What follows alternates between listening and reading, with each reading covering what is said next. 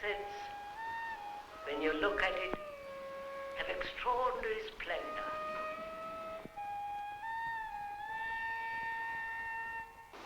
There is great beauty in a tree. And a sheet of water has immense meaning. And a bird that's flying across the sky of an evening tells you a great deal if you know how to look. Which is not romanticism, which is not sentimentalism, but the capacity to look,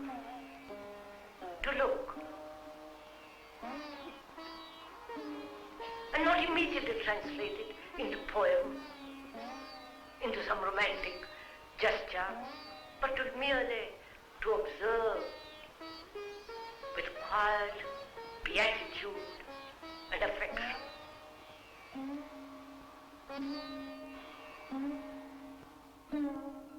That is to observe. You can't do anything about the sunset. It's there. You can't change it. You can't cover it up. You can't run away from it. It is there.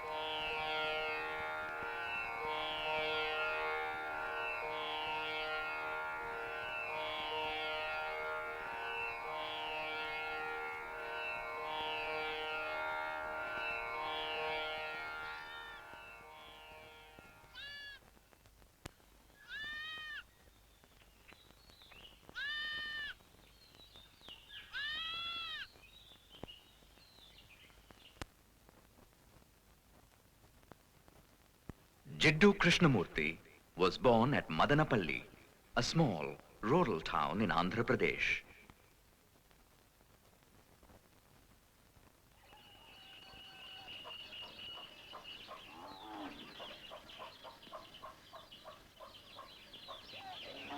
The eighth son, he came into the world at his mother's insistence in the puja room of a tiny rented house.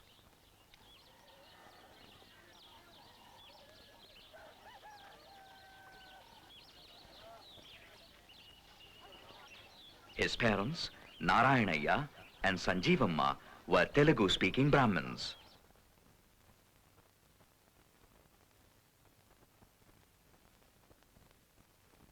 Krishnamurti was an indifferent student, often beaten by his teachers.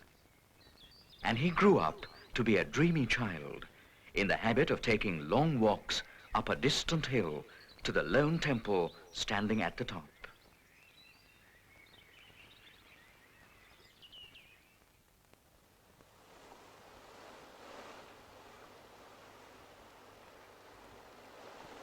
In 1875, Madame Blavatsky founded the Theosophical Society. Based on occult doctrines, the society soon attracted a large and international following.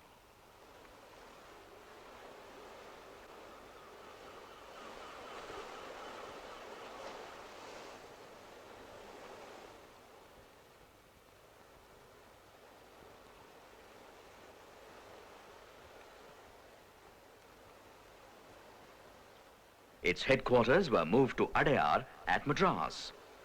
And here, amid beautiful surroundings, the theosophists awaited the coming of the world teacher.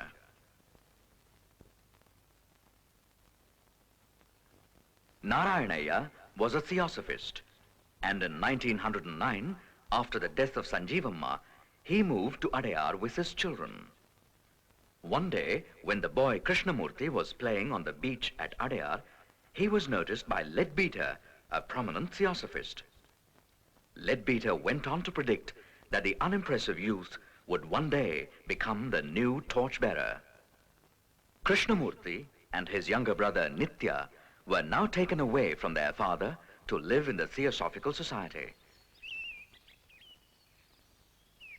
Krishnamurti to train in his future role as world teacher, Nitya to be the world teacher's helper and companion.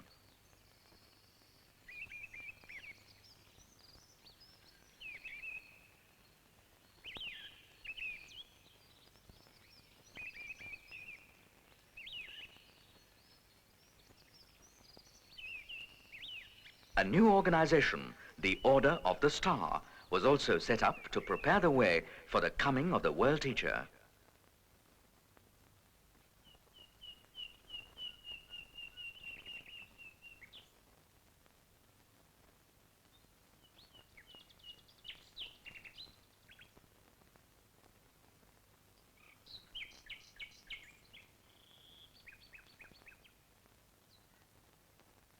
Mrs. Besant presently adopted the two boys and sent them abroad for their education.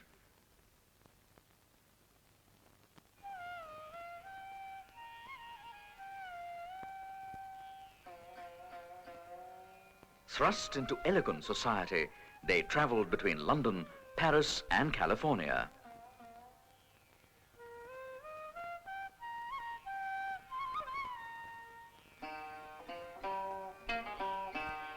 In 1922, at the age of 27, Krishnamurti had an intense spiritual experience and transformations of consciousness.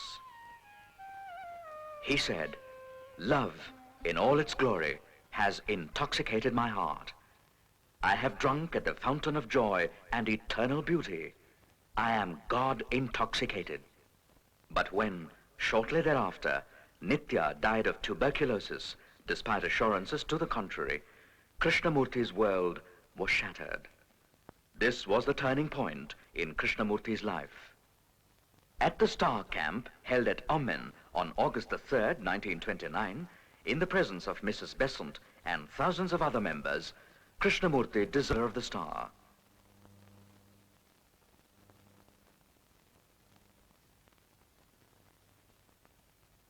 The same year, he resigned from the Theosophical Society also.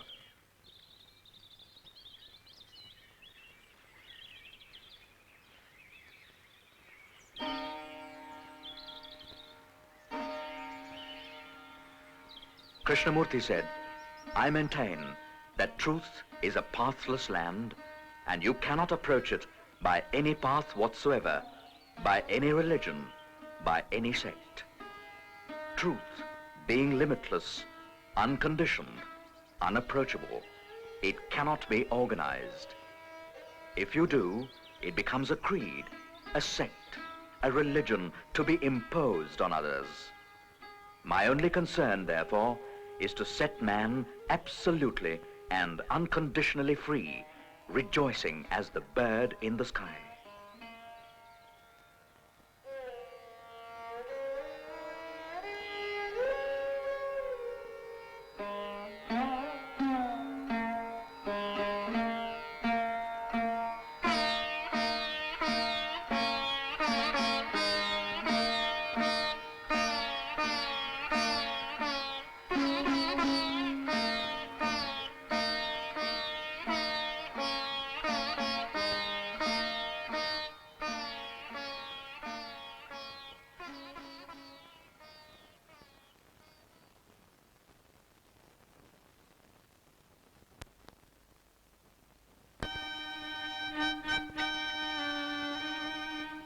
The Krishnamurti Foundation was formed based on this insight.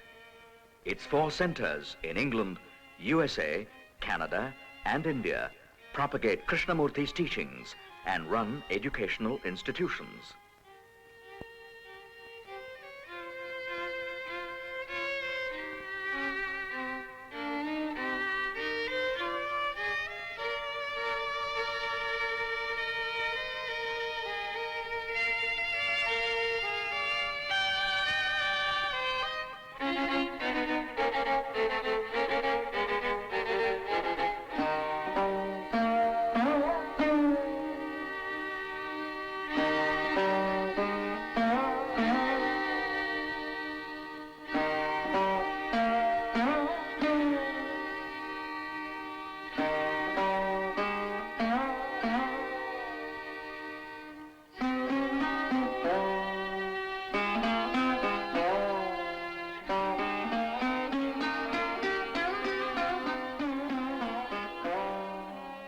Krishnamurti is above and away from all the possessions of the foundation.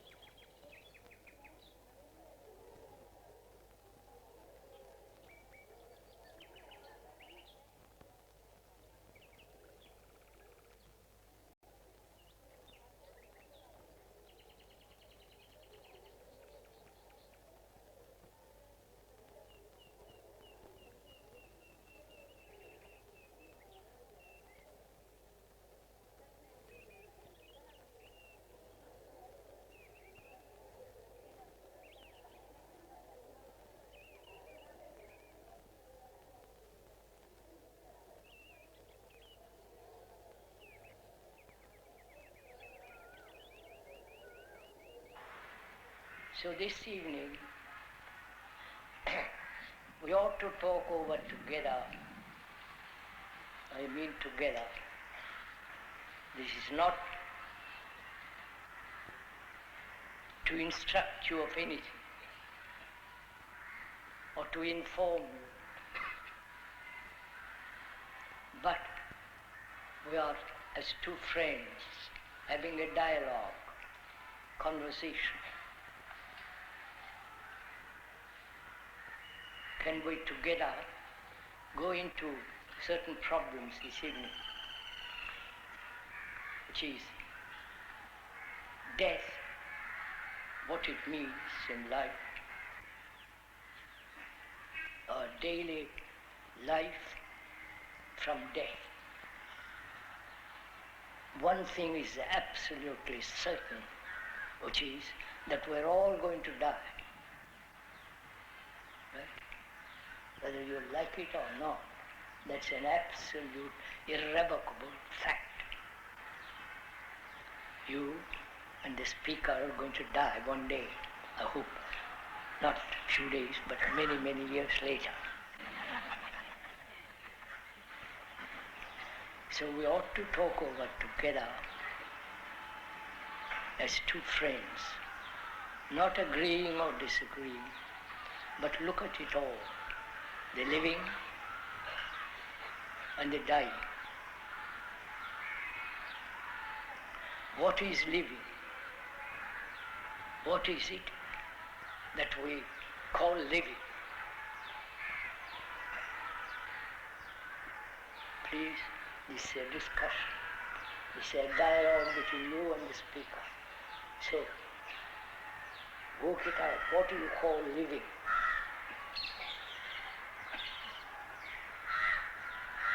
Is living this constant struggle, constant conflict, seeking power, status, position, and not be perhaps being able to get it, and living in constant battle with oneself.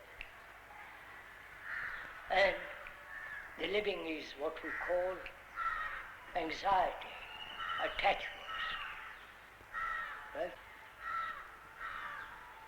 The living is going to the office, whether it is the highest ministers of this country or the lowest clerk, going to the office every day for 60 years or 50 years of your life, from 9 to 5, being insulted, pushed around, right? Unless you are the top executives. That's what we call also life.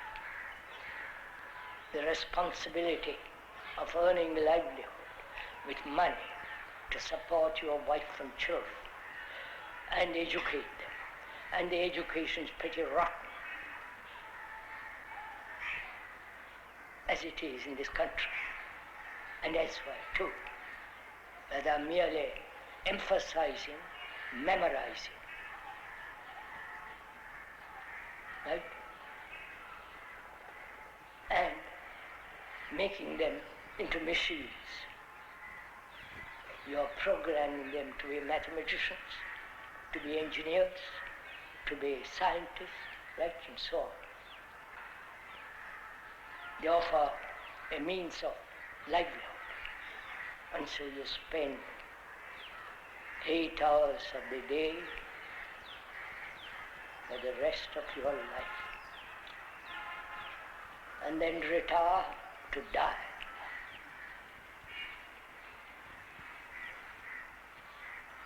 This is a fact.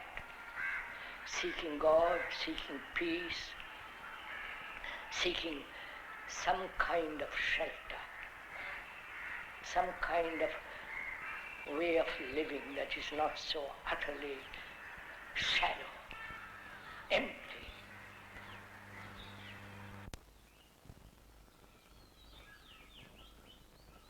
Is it possible to educate not merely the academic side of a human being, but the totality of the human, the wholeness of man. The wholeness of man being not only the technological academic side, the functional side, but also the psychological nature of man. We seem to neglect entirely the inward, the psychological nature of man and its structure. So, proper kind of education is the cultivation of the wholeness of man, including the psychological as well as physiological and so on, the entirety of man, neglecting neither the one nor the other, nor emphasizing the one or the other. so that a human being grows up harmoniously without any conflict, inward conflict or outward conflict. And this seems to me necessary in a world that's going more and more crazy, more and more immoral. So is it possible to create such a school? Not by a few of us, but all of us together. Those who are interested in the school may not have their children here, but to be concerned with the total development of man. When did it start raining? What would you say? When did it start raining? This is an interesting question. It relates to what we've been doing in science. Is it possible How is rain formed? to teach any academic subject without any kind of persuasion, pressure, Means there were no compulsion So what formed it to water exists? in teaching any particular subject There had to be a small quantity. It existed as or steam or as water. self Then what was happening to the earth all along? revealing awareness It was cooling down. And as it cooled down, what happened? requires attention. Is there a way without persuasion, It condensed. without compulsion, without any pressure to bring about this attention? So that when there is this attention, each one of us listens to the other completely. And any subject, can it be related to the wholeness of man?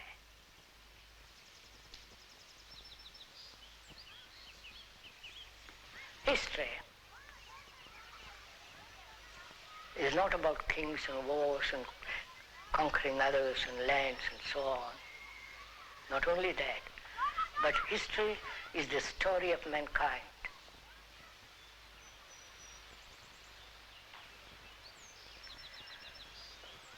The story of mankind is the story of you who are the mankind.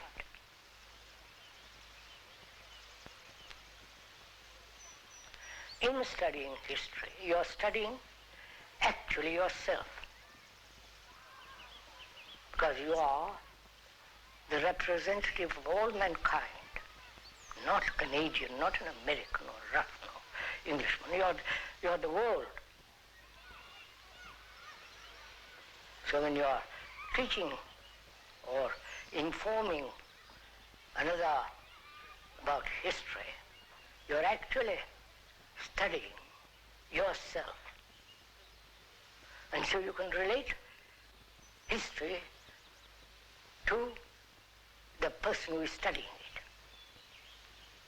And so there is greater integration, greater perception into the whole structure and nature of oneself. So we're asking, is it possible to do the curriculum and also cultivate the psychological investigation of oneself, so that there is actual transformation of the human mind.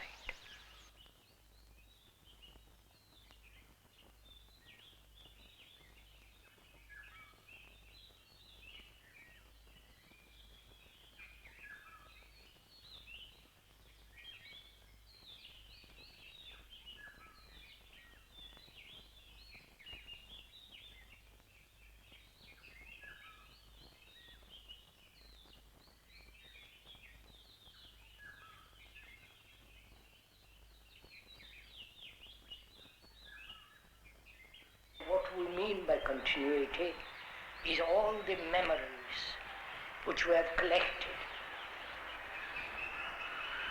all the beliefs, all the experiences, the pain, the sorrow, the loneliness, the despair, all that we want it to continue, because we want to continue the meal.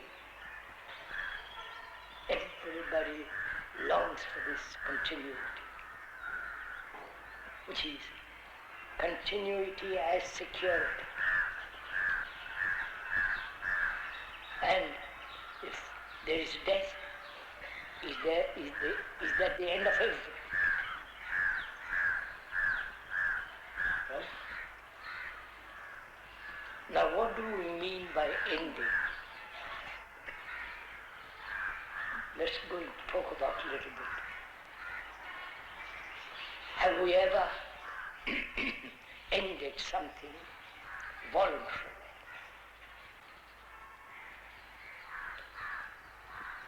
Your anger, your jealousy,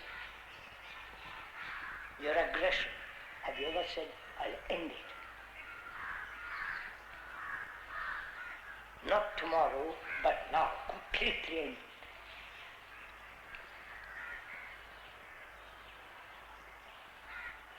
But our brains are conditioned to the idea of gradation, gradualness. Therefore, we never end anything.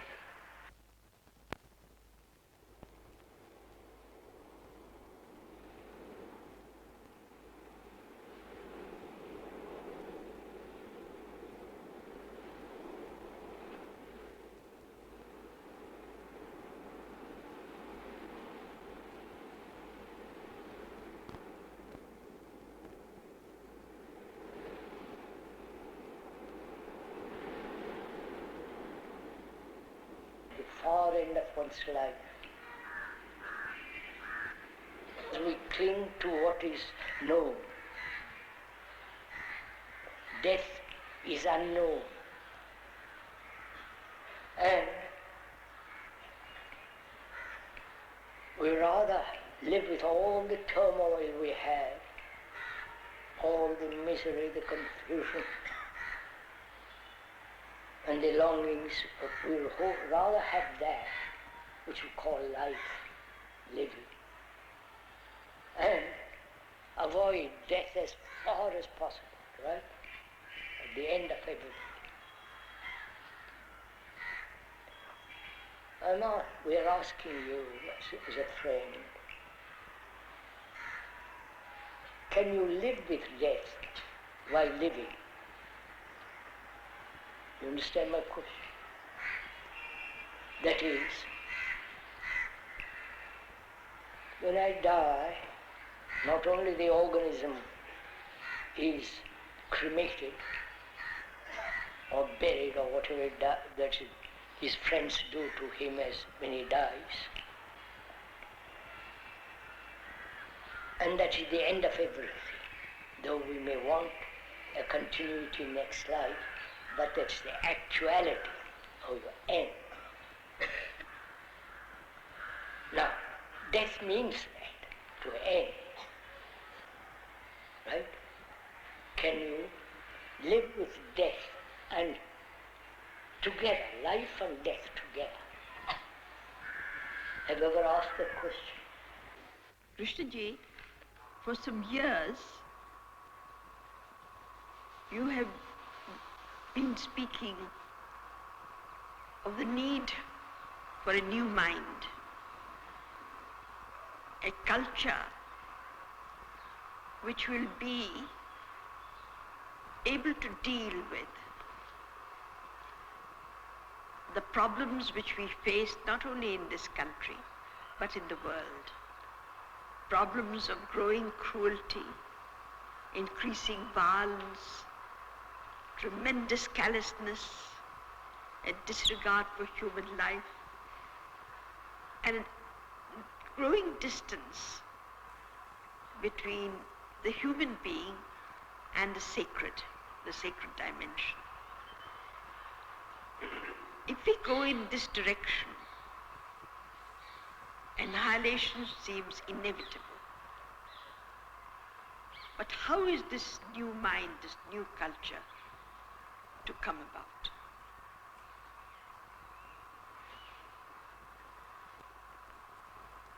I don't know what you mean by the new culture, new mind.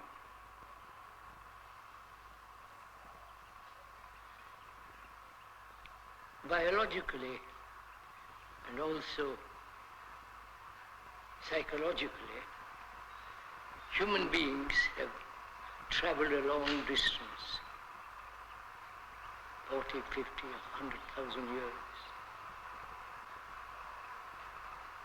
And they've always talked about, as far as I can understand, a different way of living.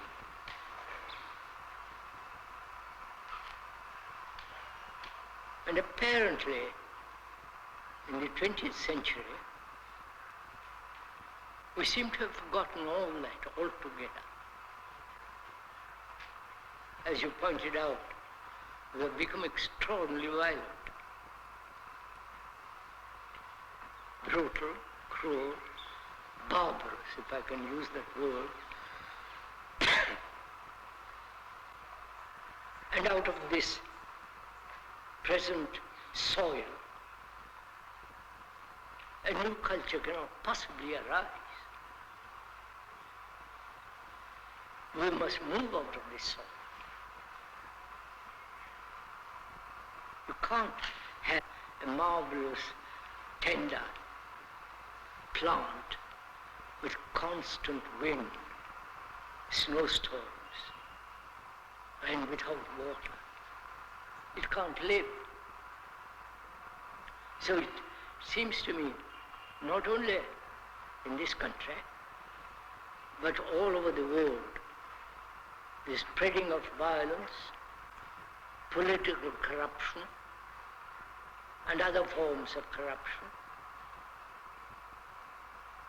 and the constant threat of war cannot possibly produce a new culture.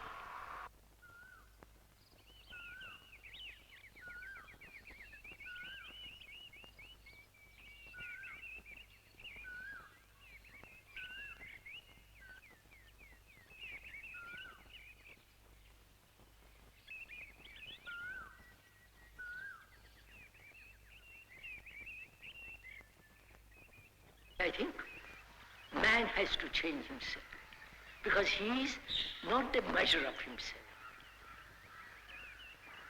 but he has to be completely aware of what he is, actually, not theoretically.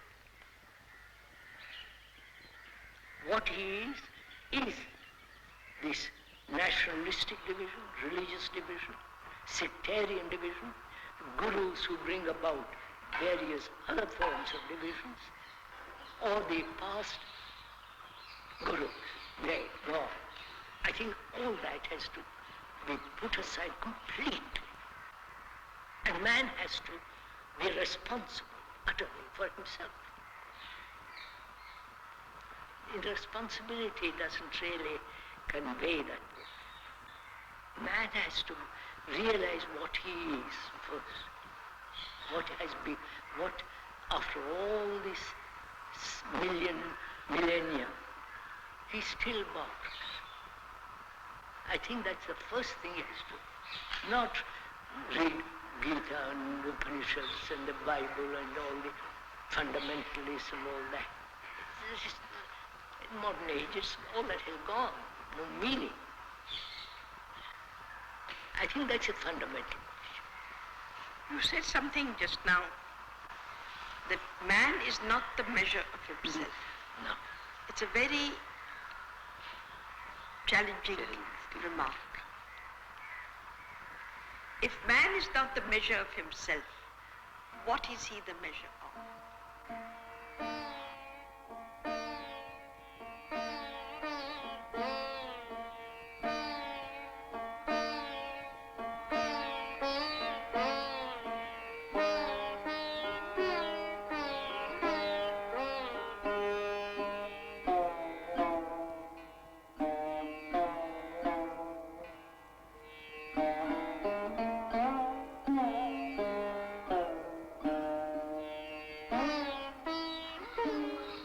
You see, Pupulji, you raised a question, Pupulji. What is sacred? Right? Without finding that, without coming upon it, not you finding it, Without that coming into being, you can't have a new culture. You can't have a new human quality.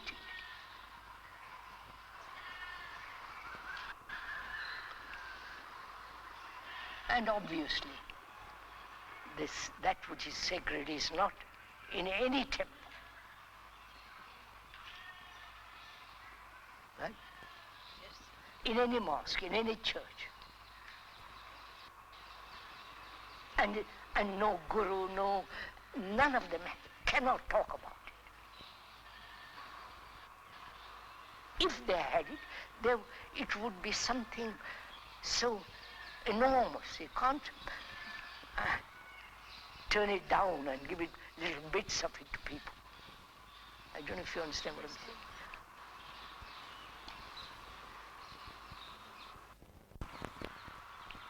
I feel that man also has a capacity for attention in which he can see the limitations and how they fit in. If he can attend,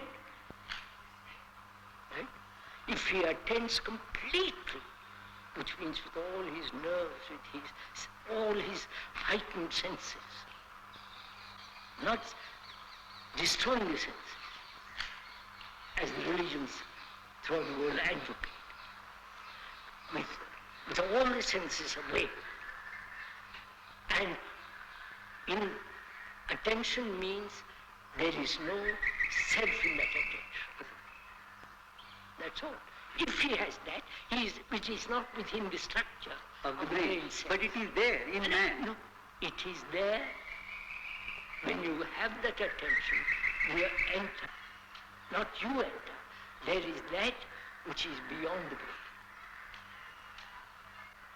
You may not accept this. Quite, you should. One must be skeptical about it. The brain has immense capacity. Yes. There is no question. And that brain is limited by our psychological activity.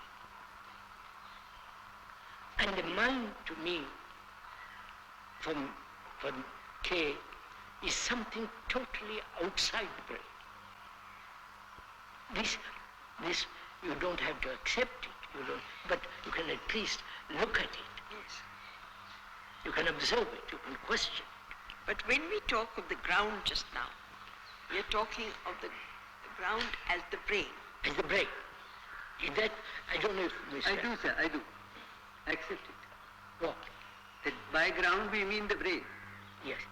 Can the brain, which has been conditioned, there's no question, linguistically, religiously, politically, geographically, climatically, and the division of nations, religions, the brain in itself is fragmented. And the brain has become fragmented through the activity of thought.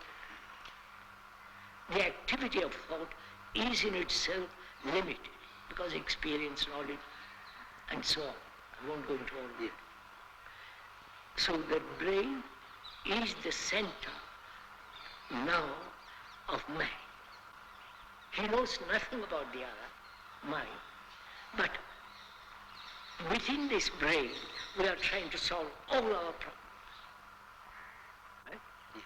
And we hope from this ground of the brain, if we can use such a word, we hope to bring about a new culture.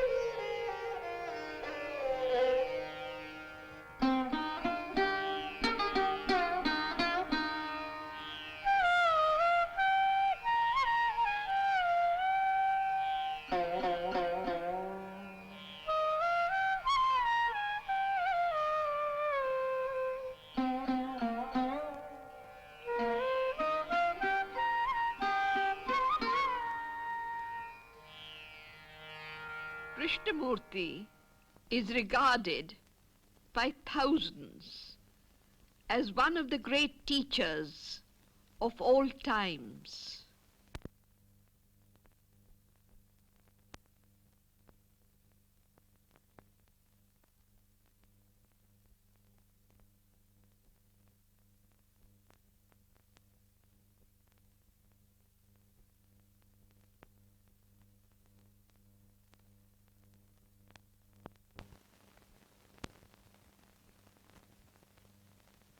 "90 years of age, he continues to travel, to speak, to discuss, and to be silent with vast numbers of people who come to him seeking solace or an answer to the challenge of our times."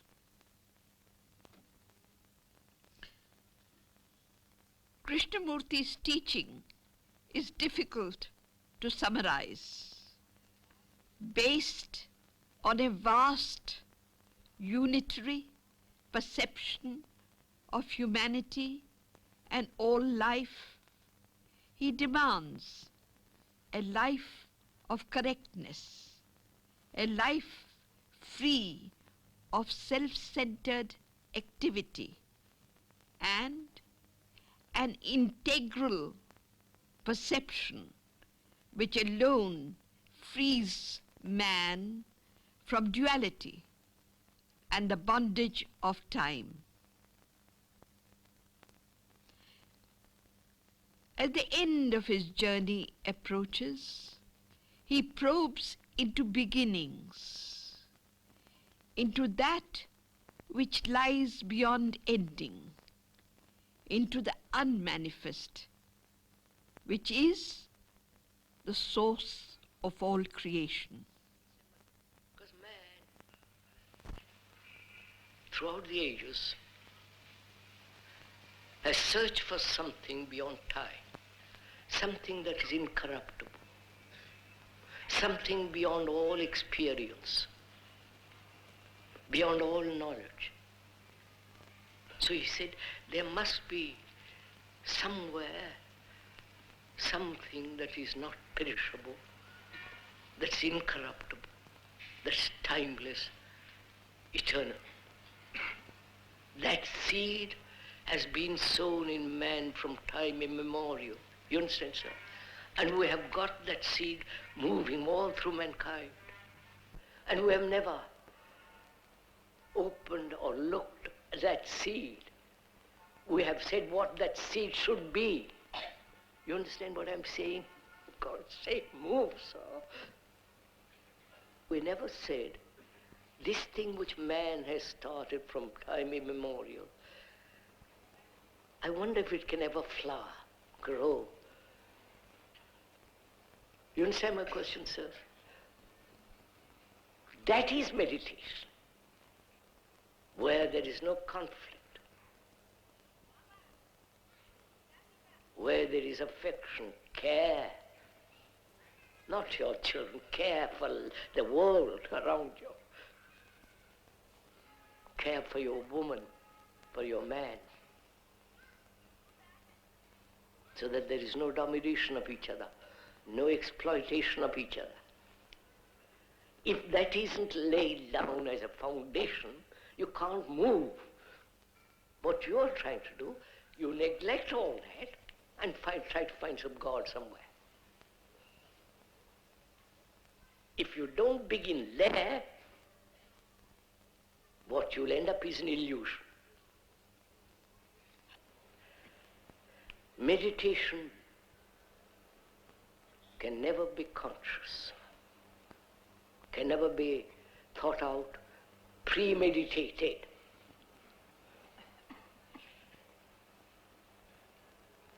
Then you will find very naturally and very easily there is a quality of stillness in the mind. It is only that enormous sense of stillness and silence. And the brain then is in a vast space. Then only truth can come into being. And that's real meditation.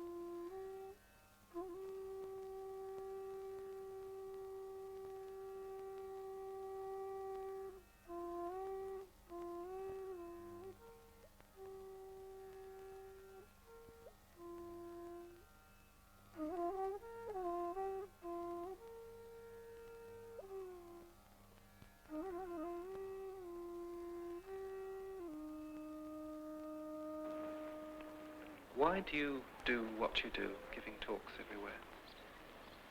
I really don't know. It isn't a habit.